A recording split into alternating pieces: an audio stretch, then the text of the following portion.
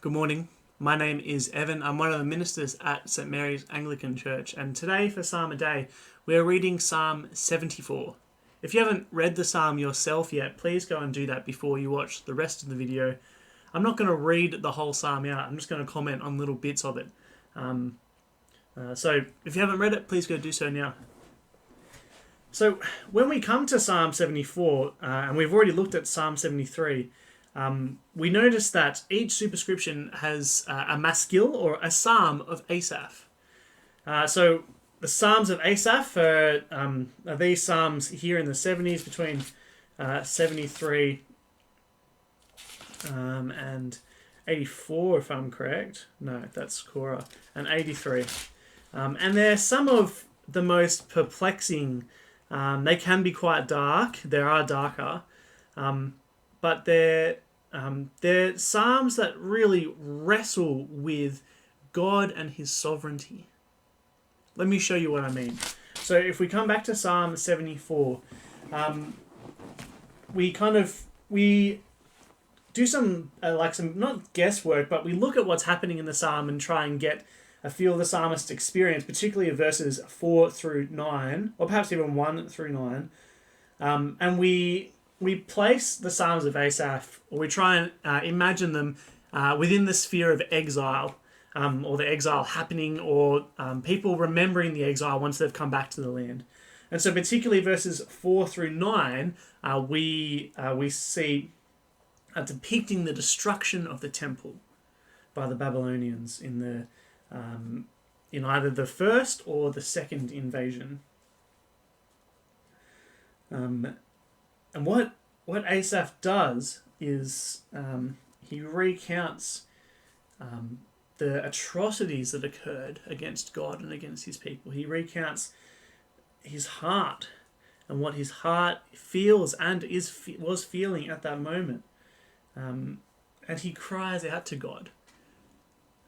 With this cry, we see the first one in verse 10. How long? How long will the enemy mock you, O Lord? Or we could go back to verse 1. Have you rejected us forever, O God?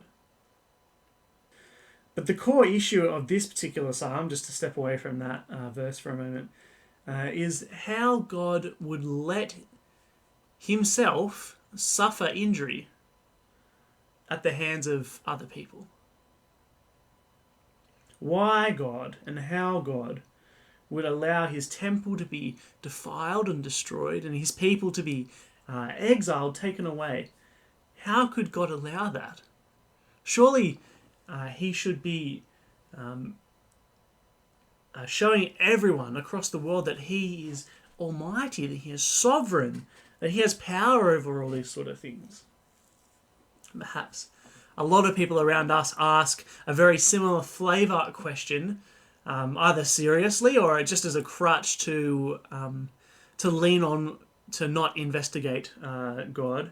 And that is, well, how can God let evil or let things happen in our world if he is sovereign and if he has power to do something about it? This is essentially what the psalmist is asking. He's asking God, how can you let this happen? How can you stand by and allow these things to happen to you, but also to happen to us? And then towards the end of the psalm, he calls God to rise up, verse 22, rise up and defend his cause. Because he knows that God is being mocked. Of course, having the fuller picture, we can see that this was a part of God's plan. It was a part of his plan to send his people into exile. Why? Because they betrayed him. They didn't listen to him, and after time and time again, or even back before he gave them chances, he warned them what would happen. And despite that, they still betrayed him. And despite having chance after chance after chance, they still betrayed him. And so God allowed his people to suffer injury and allowed his temple to be destroyed. Now, let's fast forward a couple of hundred years later to Jesus. And the same thing happens again. God allows himself to suffer injury, to suffer hurt, God allows his son to die on the cross. Why, God? Why would you do that? Why would you allow yourself to do such a thing? Surely you could have come down from the cross and you could have used your powers to make everyone around you bow down. You could have shown everyone in that instant that you were God, that you were king. But that wasn't God's plan, and it wasn't what Jesus came to do.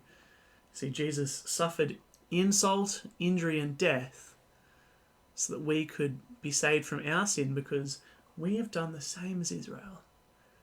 We betrayed God. We turned our backs on him. And so instead of wanting to punish us and allow us to face the full force of our sin, what did God do? He sent his son to die in our place, to face the punishment in our place, so that we might live and know life to the full. And so do you have that life? Do you know how God ransomed his life for yours? Do you know that God suffered and died for you? Isn't that wonderful? Now, to come back to Psalm 47, this psalm is very specific, isn't it? It is very specific, and I don't know if there is another context in which we might pray this particular psalm, where with the other ones, that's the idea. But what I want us to take away from the psalm is the attitude of the psalmist. He knows God is still God. He relies on God still being good, and that still being God rather, and that gives him the strength at the end of the psalm to ask God to rise up again. God, I know you're there. I know you're letting this happen. Come on. Rise up. Defend your cause. Let's get back into this, because I know you're not dead and I know you're not gone. That's the attitude the psalmist is taking. The wrong attitude is to give up on God. Oh, God's temple's been destroyed. That's it. I'm going to walk away. Oh, things aren't going my way. Things aren't going God's way. I'm going to walk away. Things don't seem to be working. God mustn't be real. No, we've got to look a little bit harder than that.